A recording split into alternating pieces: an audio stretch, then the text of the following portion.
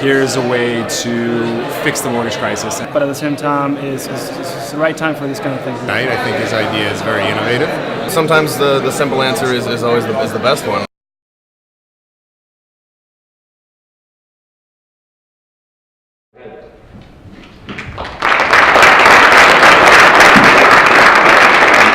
Good evening. Somebody take the mic. Thank you all for coming, especially those of you who are not Columbia students who don't have to be here.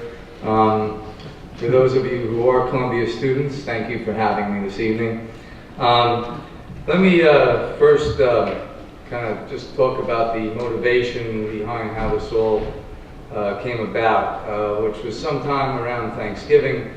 I got the idea of volunteering. I sold my company just about this week last year, did quite well. And I said, you know, I was very serious. If some of you saw the video, you know, John F. Kennedy's famous saying rings true today. And I said, well, I've restructured billions of dollars of mortgages. I'm probably one of the few guys who's been on both sides. I've borrowed $500 million and paid it back, so I know what it's like to borrow money. And I've lent out a couple of $1 billion, so I know what it's like to lend money, and I've bought mortgages. And I said, I'm looking at all the folks in Washington, I'm going, none of them look like they've ever been on a construction site. They've probably never guaranteed a mortgage. So I'm kind of perplexed as to how they could fix this thing. So I wrote a letter and I said, if you want me, here's my credentials, I'll work for you for free. Then the idea evolved into a plan, and the plan, some of you may have seen, is on our website, which is called plan100.org. And as Professor Clark said one thing about me, which is probably the truest thing, is I'm a simple guy. And truly, this is a simple business. And I'm not going to be able to tell you anything about derivatives or securities or any of those other fancy credit swap defaults, because I wouldn't know one if it hit me in the head. But I do know that real estate seems to be the underlying collateral behind a lot of this stuff. I also know that real estate drives just about everything. Home construction creates jobs for architects, and here we are in the School of Architecture. If we don't fix this problem, there's not going to be much of a need for architects anymore. And the way it's going, you know, we're not going to see new construction for a long time. And that drives our economy. It drives the construction workers, it drives the professionals, and then obviously it drives the consumer retail purchases that you know, keep everything going. And right now, that's come to a screeching halt. The other motivation is I've got a kid in college, and I'm looking out in the future going, I'm going to have to support him the rest of my life, because I don't see anything that they're doing down in Washington that's going to change things. The other reason is truly I've seen devastation, personal devastation, as somebody who does workouts, and I provide financing to people in distress. And usually I'm able to figure out a solution. And the devastation that I've seen in my community, in the industry, is just brutal. So I said, you know, to the extent I can, I'm going to try to do something about it. But that's a ridiculous idea in and of itself, which is why I asked Mike to give us a forum here, because all of you are going to be coming out of college shortly, and some of you that are here that are in the industry know very well that we need to fix this problem. And the only way to fix this problem and get the attention of Washington is creating a groundswell of taxpayers who are pissed off. Now, you know, I like this one thing. I just had to pick this out because I saw this in the paper today. I'm not sure who saw this in the New York Times, but this guy's upset. Because this is a $50,000 ad, maybe more. And why is the United States Treasury hiding behind how the banks and American International Group are spending our money? It's your money. The Treasury refused to identify, amongst other issues, troubled assets purchased, collateral extended, restrictions placed on the financial institutions, yada, yada, yada. I don't think I need to tell you all that the billions and billions of dollars that they threw at this problem, that's literally what they did, they threw it at the problem, really produced no results.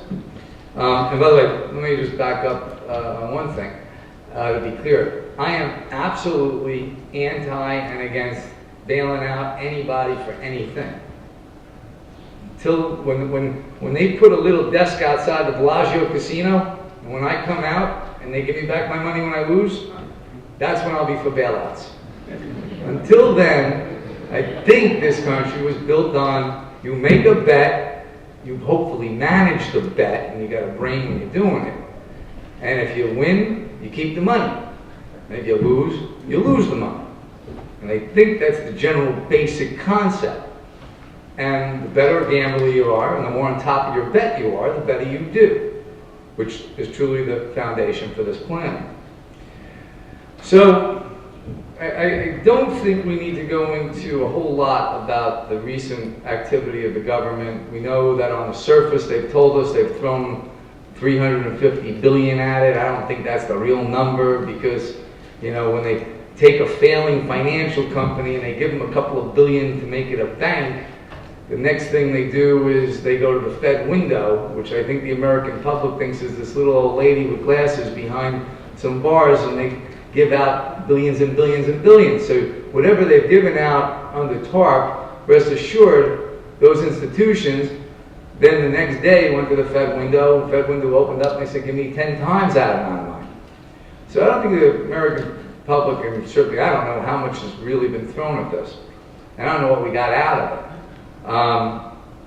So the next premise is real estate's local. When I started in this business, you know, the banks that did real estate covered maybe a 20, 30 mile radius.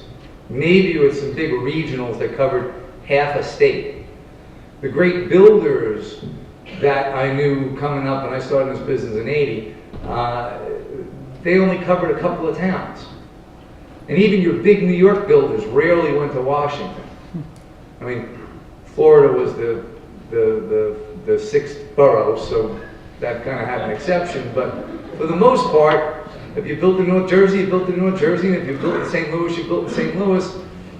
And, you know, it's funny, I wrote this article in July 2002 saying real estate will return to its local roots and that the public home builders will fail, the Wall Street institutions will fail, and the national banks will fail, and the national REITs will fail because both banking and real estate are local.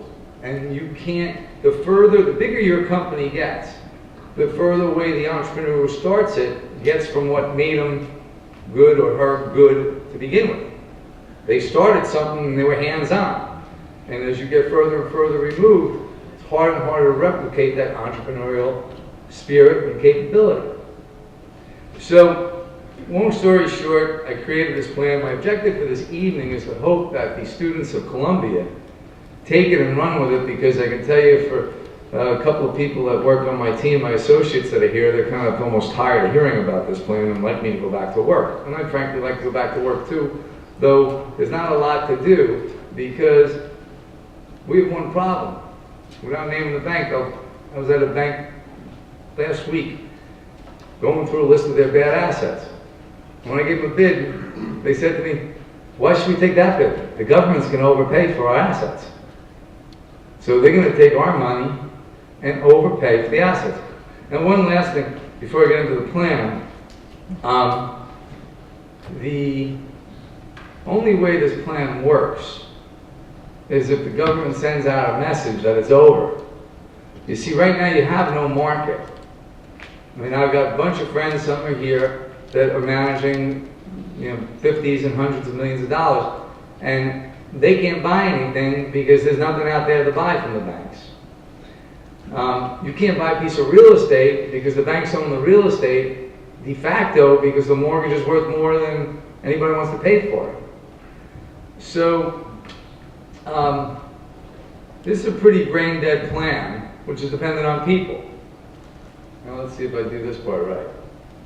So just a couple basic philosophies that I believe in, and I think this is, you know, I hate to say this because I'm sure Paulson said 3 or 4 months ago, whenever you started this in the summer, that this is a good plan, which we got a plan today, better than something, you know, better tomorrow. But I kind of believe in a couple other items, which are a bad plan implemented by great people has a better chance of succeeding than a great plan implemented by poorly educated people or inexperienced people. And one thing's for sure, any plan implemented by the private sector is better than any plan implemented by government. So with that, let's go through this here. So the objective is establish value. Right now there's no market. Nobody knows what anything's worth. And I gotta just, you know, a quick thing, I got a half-built house that's in my neighborhood. Guy wants financing, and I'm living in that neighborhood for 25 years. And the appraisals from friends of mine who are in the business, who are also 25-year local folks, range from when you finish the house, it'll be worth anywhere from $800,000 to $2.3 million. And I'm like, how do you get such a wide range? Well, you have the last 90 days, which is indicative of nothing anymore, and you have people's perception. So one of the big problems today is you have a giant gap between perceived value and intrinsic value. Now, in 03, 04, and 05, real estate was not that good. It was never worth what people were paying for it. It was simply that there was such an abundance of cheap money that anybody who was breathing, and in some respects, you didn't even have to be breathing. I mean, I've done a little advisory work for some of the biggest servicers in the country, and you'd be amazed how many dead people bought houses that didn't exist and got mortgages. So the thing we need to do is understand that values can only be established if people are spending money. And if there's no liquidity available, there's going to be no market. So the plan's objective is to do it fast and do it smart. Save who can be saved. Let's remember one thing. And by the way, this plan could either be a residential mortgage plan, it could be a commercial mortgage plan, or both. But remember, you know, you can try to save who can be saved, but not everybody's going to be saved in this, and there's going to be a lot of casualties, and people that are living in $1 million houses that should be living in $250,000 houses, they're going to have to step down. And people who are in $250,000 houses that should be in rentals are going to have to step down. So the main thing is at the bottom. Okay, they've called upon us taxpayers to allocate money to help fix the problem. Well, fine. That's where we are. I didn't create that idea. That idea is out there. And supposedly there's $350 billion left. And you know, this plan right now is contemplated as a $10 billion plan. It could be a $5 billion plan. It could be a $100 billion plan. But whatever money's left, let's at least do two things. Let's do something that actually changes the economy and quickly.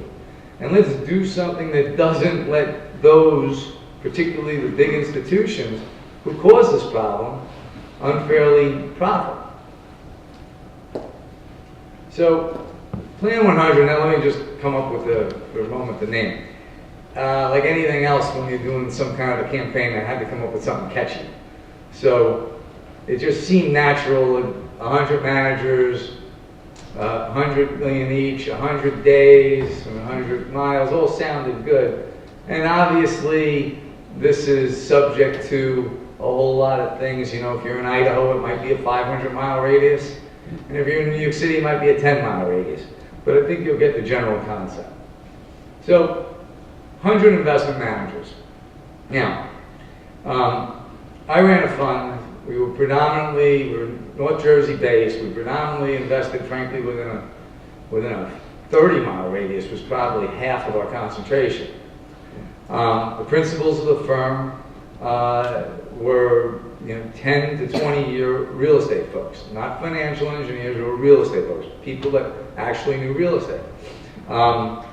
In the audience, and hopefully, by the way, Mike's got a cake party planned after this, I'm told. Now, there's wine and cheese and a reception after, but You've got a guy named Dan Alpert I'm looking at from Westwood Capital. There's a 20-year vet who, as a taxpayer, I would love to see invest some of our money.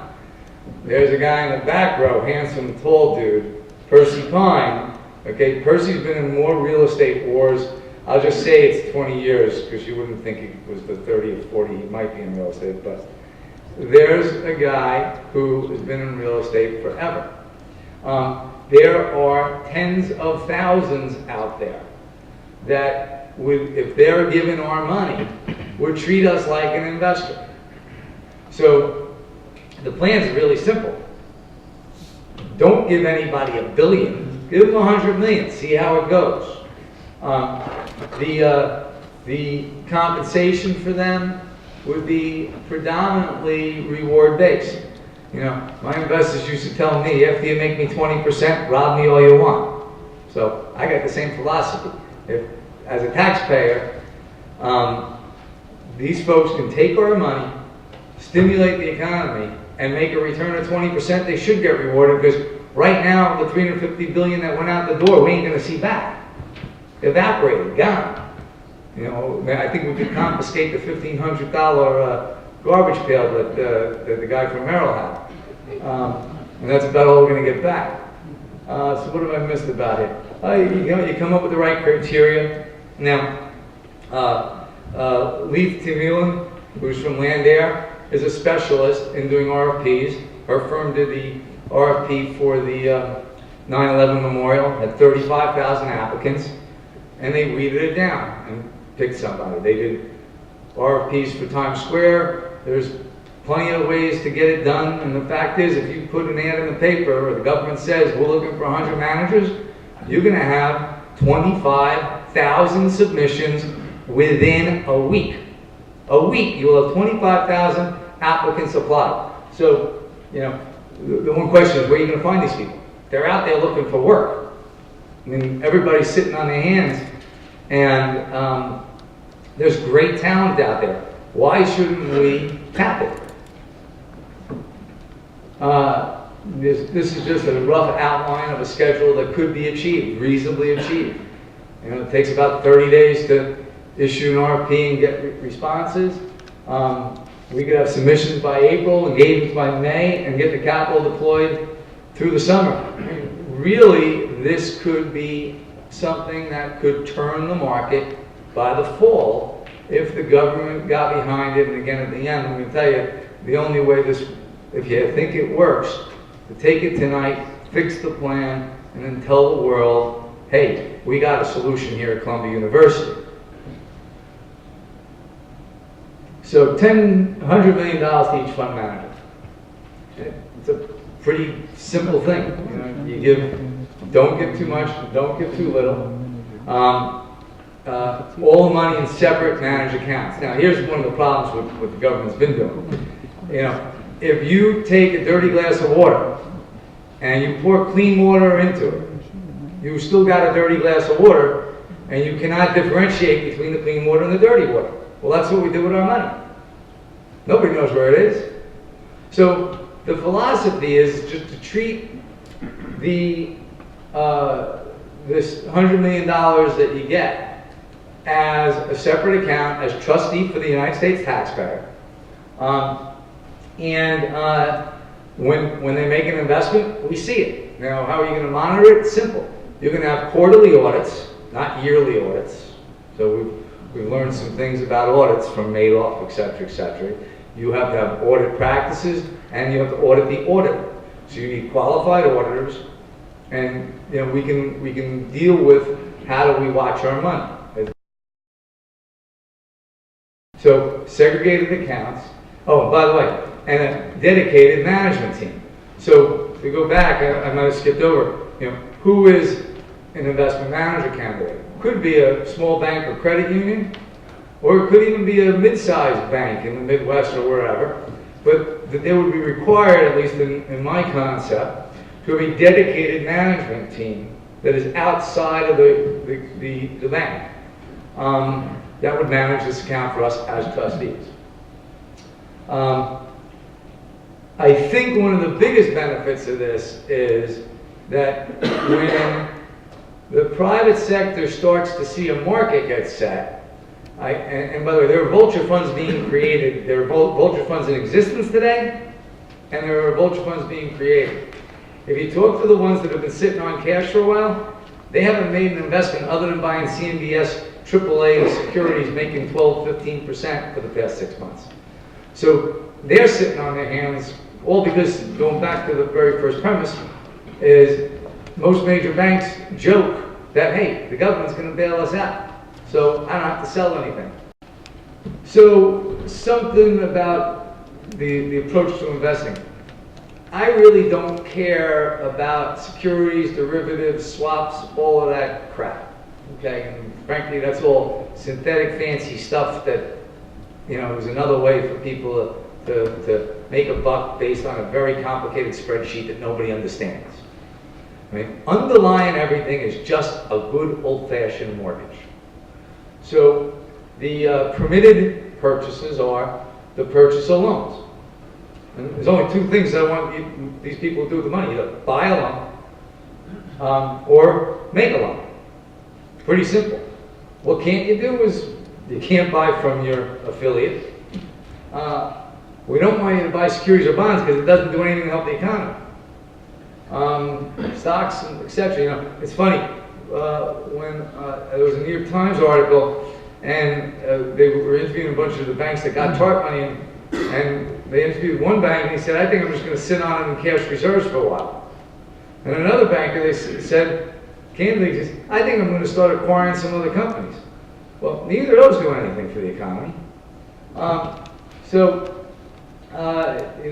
that's the basic premise of the investment parameters. 100 days to deploy capital. Now that's critical. And you know, a lot of these different things, if we could just get the government to implement them when they start doling out this money. Because frankly, if we could go backwards, when they gave out that $350 billion, if they would have said, get it on the street in 100 days, I don't think we'd all be sitting here. I mean, I really don't think we'd be sitting here if they did one simple thing and said, the money we give you, you have to lend within 100 days. Poof, market liquidity. The idea is to, in any fund type of structure, you have an investment period. So the idea would be an investment manager who's performing would deploy the 100 million, get it back. If it's within a 2-year period, they would put it back out on the street again. Excuse me. Now, frankly, if they didn't, if the market was going great and we didn't need to put it back on the street, we could recall the capital as it comes back. The banks will benefit because they'll get liquidity, but they'll get fair liquidity. They're not going to get overpaid for their paper. You know, homeowners and businesses will benefit because there'll be money in their market.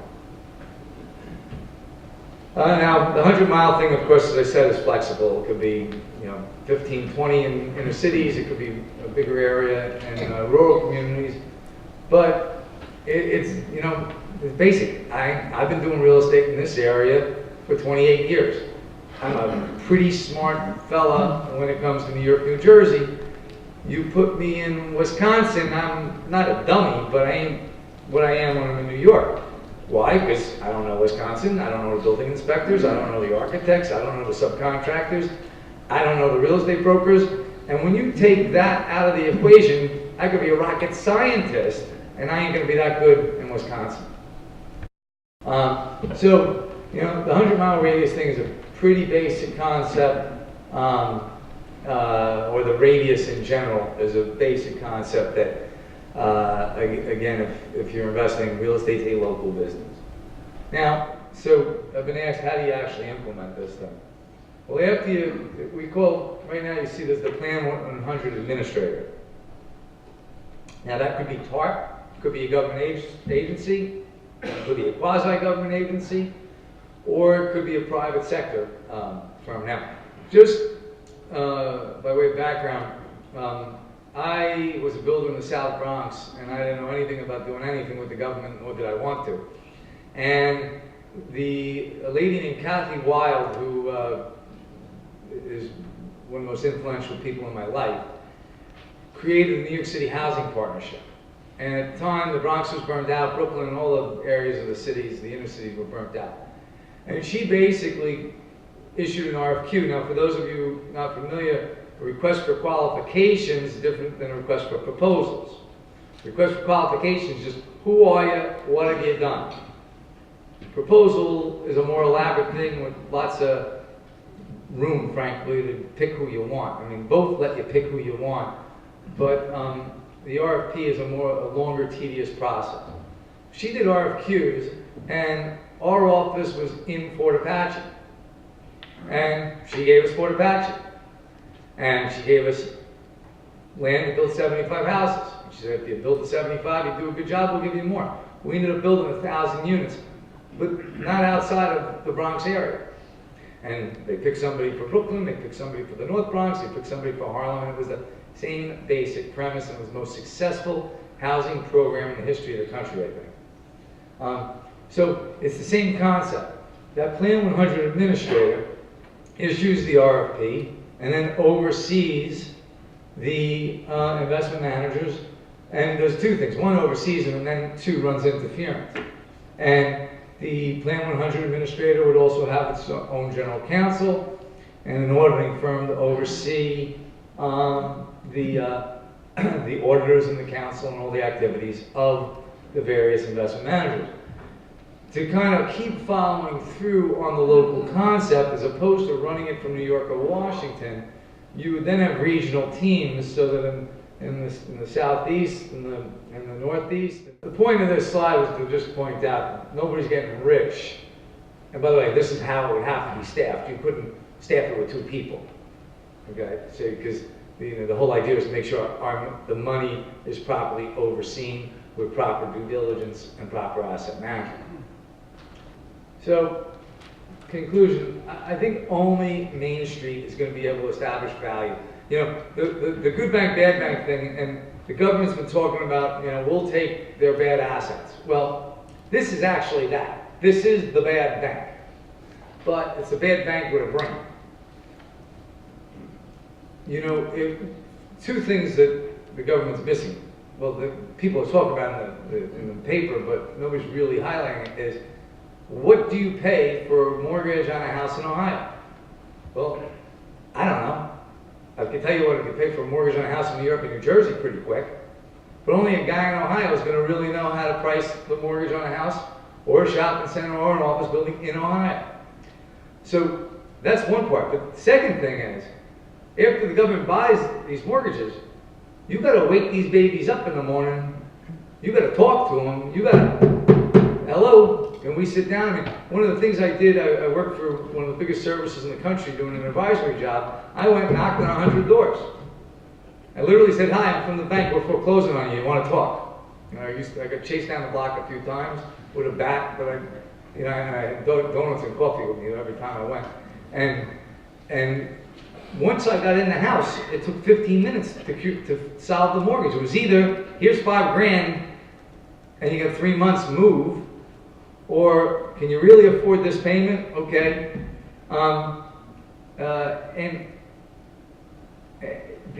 It's taken 9 months to fix a single-family mortgage right now. That's how long it takes to restructure a mortgage.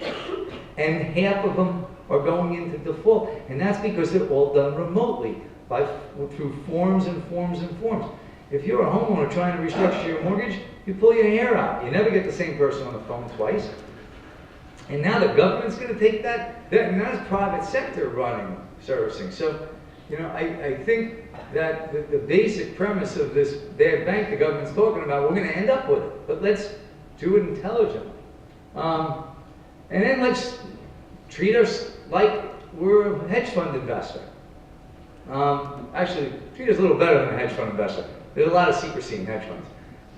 It's very simple, have full transparency. Every quarter, here's what we bought. Here's what we're doing with it.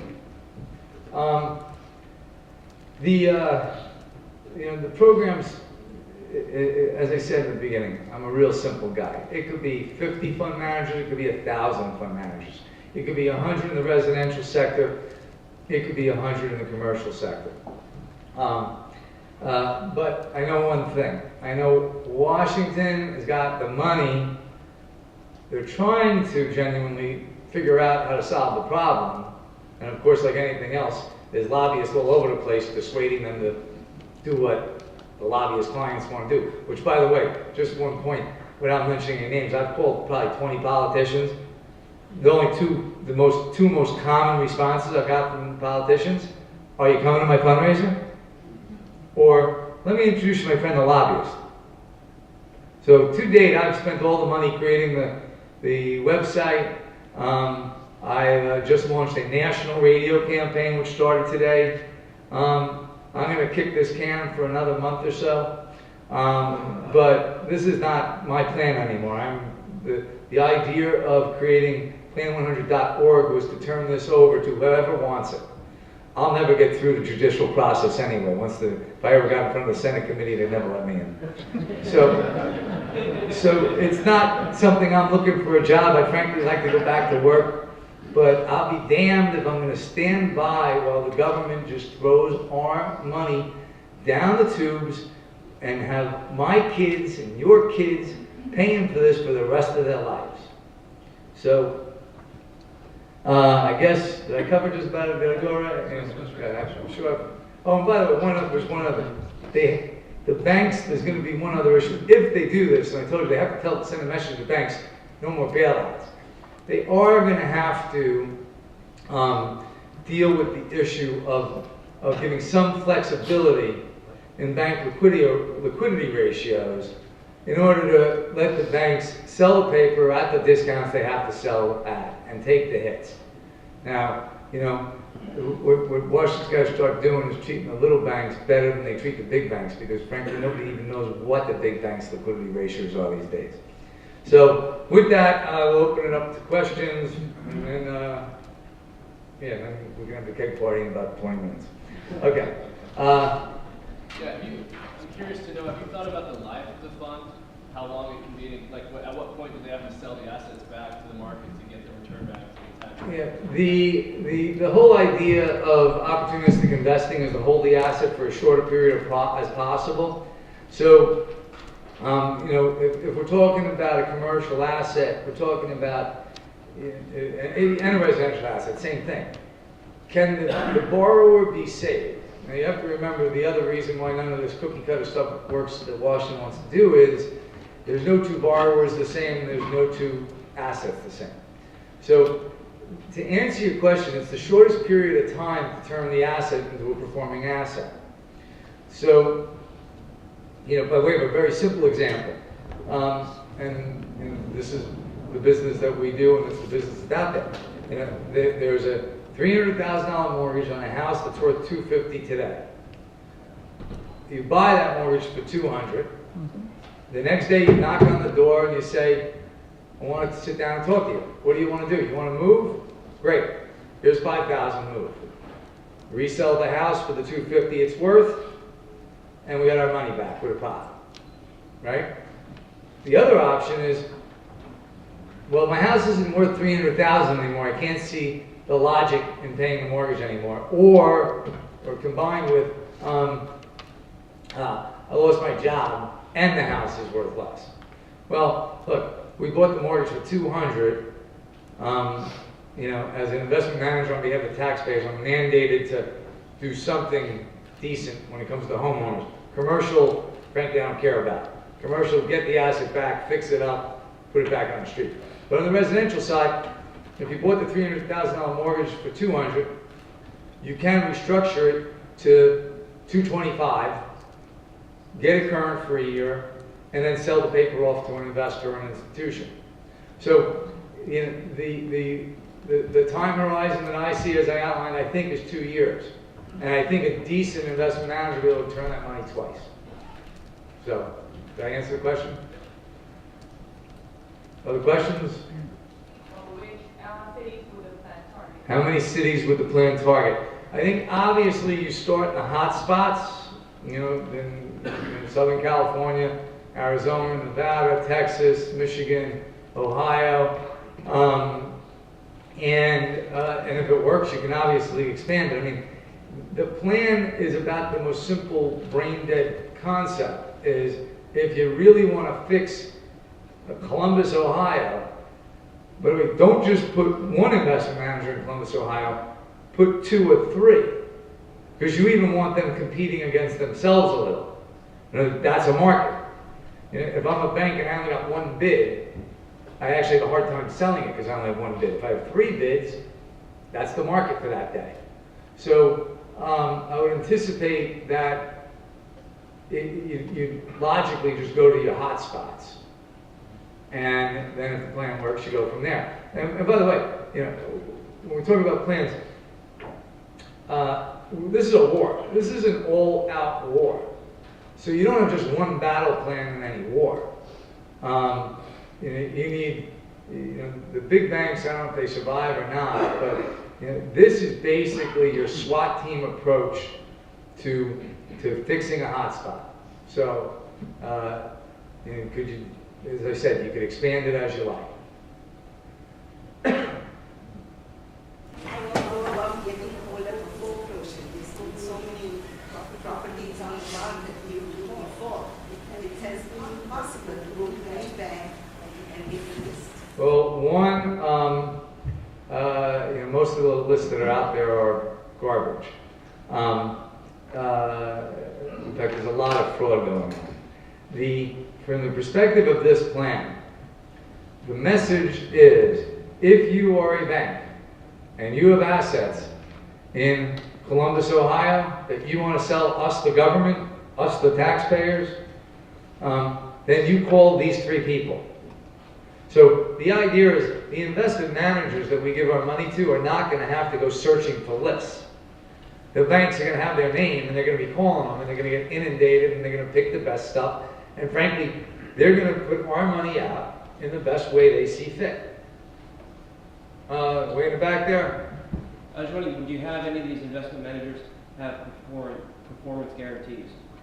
There's no guarantees in life, and if anything we learned from all these credit swaps and there's no guarantees. The only guarantee is a smart person breaking his butt or her butt doing the best they can.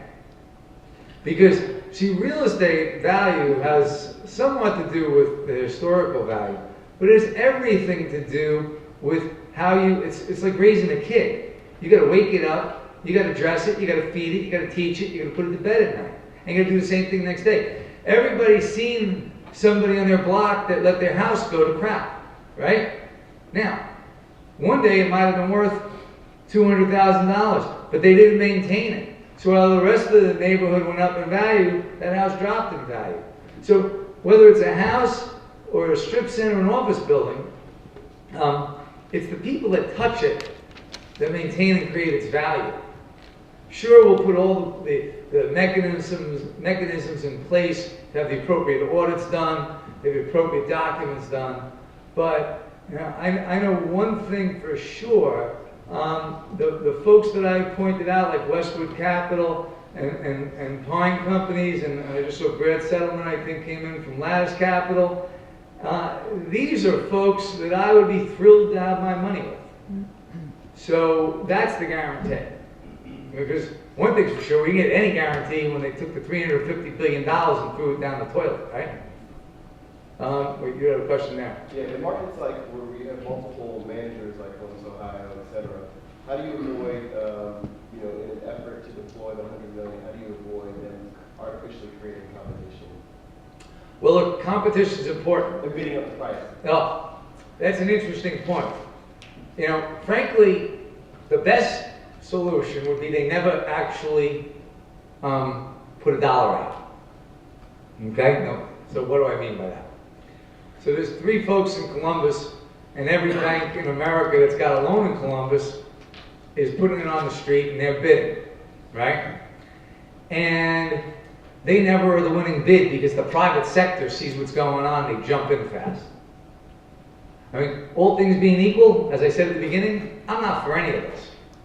I don't like putting taxpayer money out. Anybody made a bad bet, that's tough luck. But to answer your question about them bidding it up, there's enough product out there and you're going to pick good disciplined fund managers that I think that'll be the least of our problems, is having them overpay for an asset because they're bidding against one another. I mean, if you do this plan and it really happens, and it can happen, come June 1, everybody's live. And what's going to happen is there's going to be an onslaught of product thrown at these folks. So, the hope is that you just start on market trading. Again, and the New York Times article last weekend was just remarkable. How all the TARP banks said, I'm not going to lend the money, I'm not going to sell paper, I'm just going to sit around, or I'm going to buy another bank or another company. So, I don't know, did I answer that question? I want to try. I don't even know if I can. It's an interesting question. So in a market like Columbus, okay, obviously in markets like New York where there's lots of products, expensive product, you can deploy $100 million easily. But in a market like Columbus, Ohio, where... Oh, well, one point. As I said, this is an extremely flexible plan. The concept is local folk, right? So, in theory, in Columbus, you might have 3 people with 25 million. But Columbus got some big problems. Remember those hot spots, Cleveland, Columbus, that whole Ohio market, most of the Detroit market. You probably can deploy that money because we also, it could be a residential plan, it could be a commercial plan, but I don't think our problem would be them overpaying. The problem will be the banks taking the discounts. The government should give them some flexibility on their liquidity ratios, because what you don't want to have happen, which is basically, all of those banks are holding those assets on the book at this number, which is why they're not out of business. Once they sell them and recognize the loss, that's where the issue is. So, this is a simple plan. It has to be complemented with a couple of other steps by the government. So what you said is that really the liquidity ratio is really the important key here, because it allows the bank, number one, to take the loss, and then it also, instead of sitting on the money they're given, it allows them to put it on the street. All right. Once the bank's taking cash, right now they're illiquid, toxic mortgage. The buzzword, toxic mortgage. They got bad debt, right? So they got a whole bunch of bad shits. So they can't lend money because they ain't got it. It's all wrapped up in this bad garbage. So if they got $100 million of garbage, right, and they can turn that into $50 million in cash, okay, they're taking a $50 million hit, but now they got $50 million to put on the street to get the economy back up. Besides the investment manager and the people that work directly for them, do you see or envision your plan creating jobs or any long-term type of stability in the market? Well, we're in the School of Architecture, so that's where it all starts. Because we are not going to see new construction happen until the foreclosure product in the pipeline, which is in the millions, is absorbed.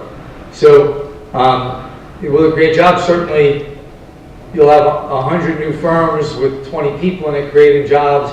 You'll have the people that work for those firms creating jobs. The banks that get liquidity will then be able to make loans to small businesses to expand, will create jobs. You're a small business, you can't get a loan anywhere. And let's not forget, this entire country, I don't know if anybody knows the data point, is that 97% of all the jobs are small businesses. So we need, the crisis nobody's talking about is the local plumber who had 30 people working for him who's now down to 10. And getting close to saying, you know what, I think I'm just going to work myself. And that is going to be the devastation in this country when we lose our small business foundation. So yeah, the whole idea of the plan is to almost give a shot of adrenaline to the economy in order to get people back to work and get things moving again. Well, I guess that's why I don't understand the exclusion of not investing in companies. I understand large, like automakers and that kind of stuff, but what about small businesses? Because I think that's more for a bank to be doing. A small business needs to borrow at 5, 6, 7%, and that's what the SBA does a pretty good job of. We're looking for stuff. The let me rephrase. Conceivably, yeah, we could say you're empowered to make loans, because I've listed up there, one of the things you can do is make loans. Now my preference is for them to make loans secured by real estate, because we're identifying 100 folks that are good real estate investors.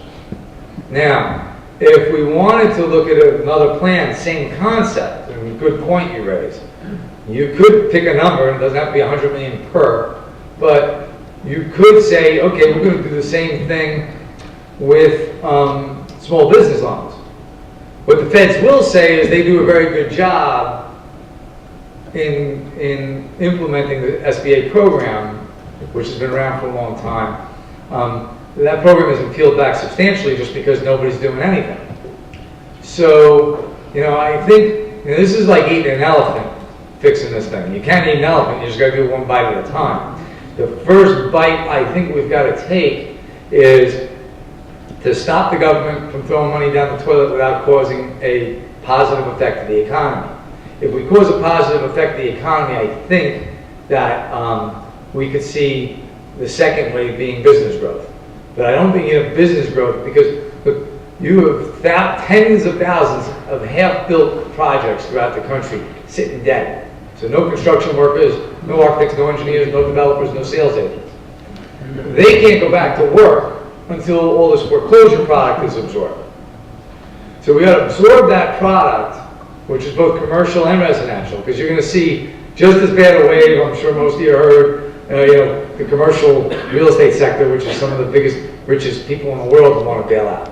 And kind of kooky, but I guess that right after them came Larry Flint. So,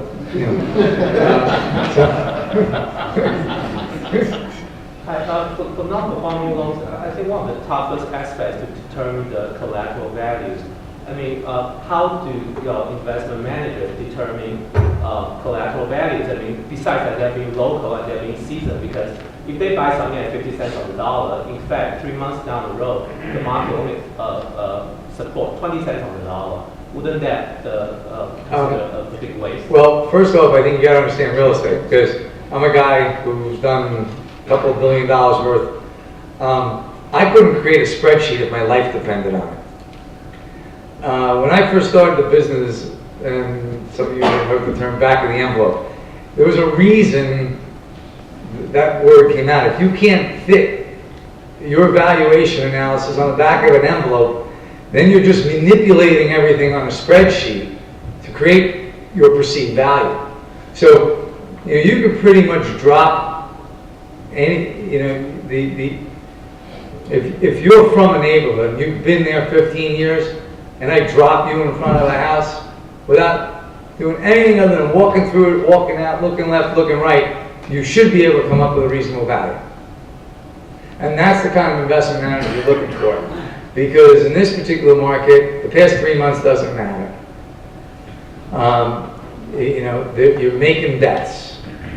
The reason everybody's on the sidelines is because everybody wants to see what somebody else is doing. The reason the government is creating the bad bank is to get these loans off the books so that things get started again. So, I guess at the end of the day, I'm going to go with the bet of a local incentivized investment manager on what a mortgage on a strip center in Nashville, Tennessee is worth versus some national appraiser who goes out and creates a big book. If anything we learned, right, appraisals are worthless. Billions of dollars were spent on appraisals in the past decade under the theory that they were this thick and that they protect you. And we learned they're worthless. Again, I'm not sure if I'm answering the question, but how do you figure out value? You take a guess. You take a guess with somebody who's local and smart, who's been doing it a long time. Does that mean it's perfect? No. But you can make a bad guess and manage your way through it. And you can only do that if you're on the ground locally, you know your business, you know your neighborhood, you know the associated professionals in the neighborhood. Yeah, my question touches on a few things that you brought out in the comments. I've worked with Percy. If the government, as a taxpayer, if Percy's managing 100 million of our assets, I'm fine with I that. hope you only have good things to say about Percy. I only have good things to say about Percy. Okay. Percy did a lot of business with the bank I used to work for. Percy's fine, but my question touches to something else you said, which is, how do you stop the selection process from not being somebody who has a better lobbying firm than Percy, how somebody who's raising more funds for a politician who's making these decisions? Even the local angle, Resco was local too. That's all, look, there's nothing perfect in life, okay? So look, I'm a guy, I haven't given $1 to a politician in the past 15 years, and I don't plan to for the rest of my life, hopefully. The selection process, you gotta create a committee. You gotta make it non-political. I mean, you basically, just by way of example, because I thought this through a little. If we're looking for folks in a particular state, right? You're going to have first cut is going to be criminal review, right? Criminal records, right? Second cut, good point. We should look at who's contributing money. Maybe we want to segregate out. We don't want people that are political. Frankly speaking, and interesting, when I got my first project in Fort Apache from the New York City Housing Partnership, I had never been to a fundraiser, didn't want to ever go to one. Now, truth is, after I got my first assignment, I got sucked into all that. But the day they found me, I was about as green as you could get. The one thing I knew was how to build a building. So, how do you do that? It's like anything else. It's just hard work. There's no magic to anything. There's gut checks, there's sniffing, there's background checks, and then you make your best bet on a person. But then you monitor it. If you notice, when I was going over the regional teams, if you had 100 fund managers throughout the country, well, if you create 5 or 6 or 10 regional offices, they're constantly on rotation, going, and there you have local knowledge too, going to those fund managers. And if they ain't doing what they're supposed to be doing, you're going to terminate them. So that's my best answer to that. I just wanted to find out, your thoughts on the new stimulus plan, i.e., whether or not this idea of investing, investing money in infrastructure, would that be something that you would? No, that's outside. So they said, to fix the overall economy, you need about 50 battle plans. This is just one battle plan focused on the real estate mortgage crisis, which underlying that problem is the solution to, I think, everything from job creation to just about everything. To me, everything evolves around real estate in this economy. And so you support pouring money into infrastructure, government? I have no opinion on that. I'm not that smart. How long have you been working this plan, and based on the feedback that you have so far from the public sector, are you afraid that Washington may, if your plan is accepted, may turn into a complicated plan? Well, first off, I'm kind of turning over the plan to all of you. Okay, I came up with the idea on Thanksgiving weekend. And I wrote the plan, I think, the second week of December and put it on my website. And I think the first week of January, I created plan100.org.